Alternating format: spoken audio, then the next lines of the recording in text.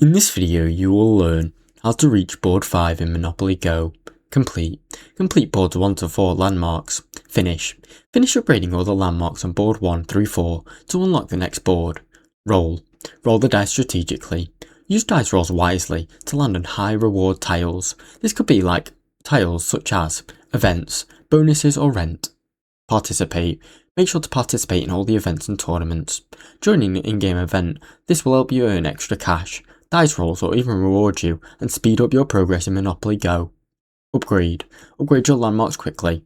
Spend your money on landmark upgrades as soon as possible so you can advance faster and further. Collect daily rewards or free dice rolls.